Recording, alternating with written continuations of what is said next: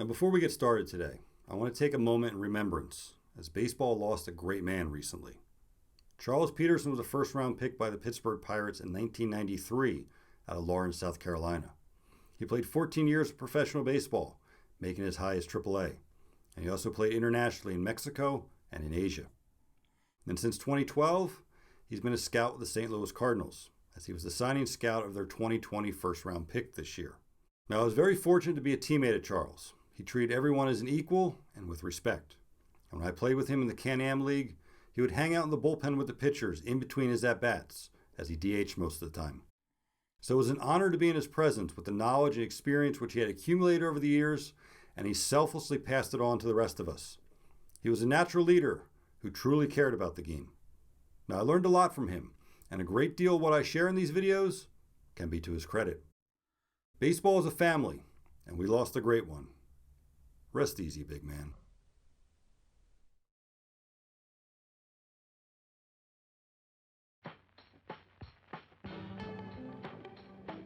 Now, since baseball is a team game played by individuals, I'll be the first to say that it's okay to be a little bit selfish. In the sense of, you're damn right I'm going to do everything possible to win this game. Now, as attitude is everything in the approach, this particular disposition gives your team a chance to win. That's the main obligation as the competitor on the mound. Now, although pitching may be viewed as an individual position, or that one can succeed as a selfish player, let's look deeper in what it means to be a good teammate as a pitcher.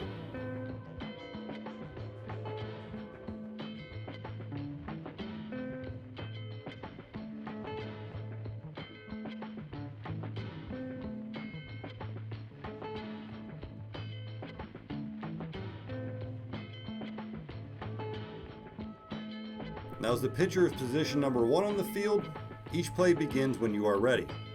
Unless you have a jumpy runner on base begging to get himself out. Now, having the pole position on defense comes with accountability.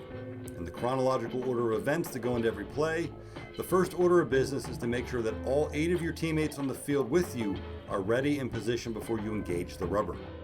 This is most important after a play where a lot of people are on the move. After the chaos is concluded, allow order to be restored before attacking the next hitter.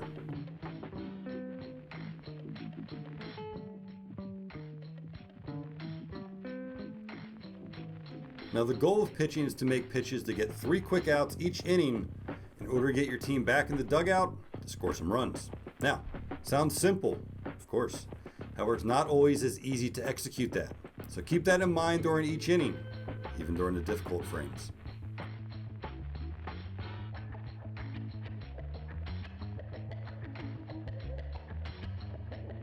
Your best friend, big brother, bodyguard, motivator, voice of reason, even spiritual advisor in the field will be your catcher. If you don't have this connection with your backstop, some serious work has to be done. Listen to what he has to say about working hitters. He has the best seat in the house on how to pick up on a hitter's tendencies. He also knows what the umpire's strike zone is really like that day.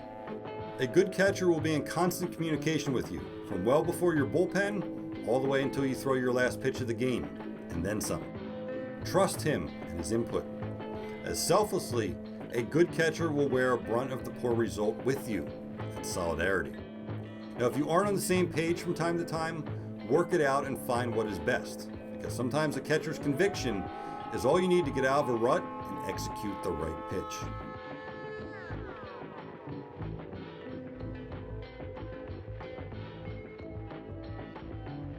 Now, obviously, they have your back, and you rely on them to make all the routine plays and even help you out with the occasional spectacular. Therefore, don't blow them off. Case in point, when they're telling you to hold runners closer, it's not personal. They need you to give them a chance to turn the double play or keep fast runners from taking an extra base. They have a better view of everything going on in the base paths. After all, double play is your best friend. Now, when a timing play is put on, allow it to develop before you deal. When they give you a nonverbal cue for a pickoff, accept it.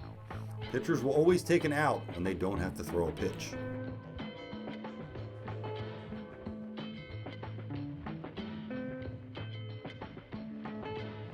Now, infielders want to play behind a pitcher who works fast and gets ahead of hitters. This forces them to swing the bats, and the defense will be more focused and on their toes, ready to make the plays. as the first step is everything on defense. Now, when a pitcher is falling behind hitters constantly, even the most focused defender will find his attention drifting. Don't jeopardize your defense. They're your lifeline.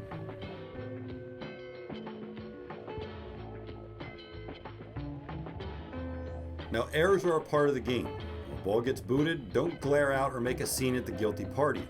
Focus on making the next pitch. That's all you can control. As poise is not something that can easily be turned off and then back on again in competition. Now, showing up your defense can get ugly. It can snowball in the blink of an eye. Don't add any extra pressure to your fielders. And when dissension happens on a field like this, things can go sour very fast and carry over into the dugout or the clubhouse. Now remember, baseball is a game of both failure and redemption. So the guy who made a costly error early could get the big hit late, which could give you the W.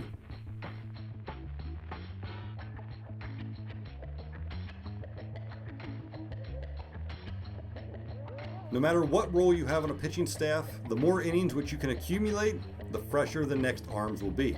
Whether you're a starter, middle relief, or mop-up role, however many innings you can log makes it easier for the manager and the pitchers coming in behind you. And it's not just for the current game. Eating innings impacts the upcoming ones as well.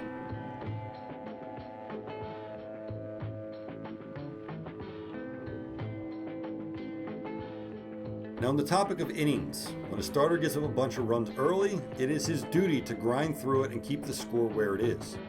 When 5 runs are surrendered in the first, regardless of earned or unearned, the pitcher's goal is now to make it through the 5th without allowing any more to score. There's a lot of game left. The offense has 8 to 9 more chances to chip away at the deficit. Now, many pitchers will say that the outings of which they are most proud are ones like this, especially when the team comes through in victory. Now, in professional baseball, when games are played every day, if the starter's knocked out before the 3rd inning, the rest of the pitching staff as a whole realize the next 3 games are going to be an absolute grind. So there's a lot of innings to be filled, and more pressure on the pitchers to do so. Lesser chance of winning, all while some roster moves will have to be made in order to compensate for the short bullpen. Now, it's a harsh chain reaction, and that's why pitchers take pride in persevering through early struggles. It's a solid measure of their character on the mound, while protecting their teammates' livelihood as well.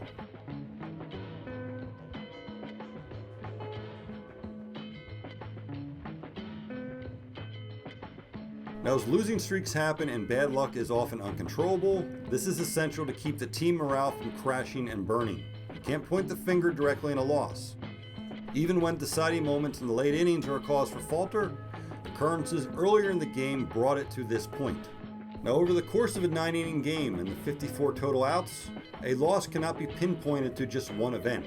A passed ball, an error, not backing up a base, throwing to the wrong base, getting picked off, missing a sign, not getting a bunt down, yeah, I said it, running into an out.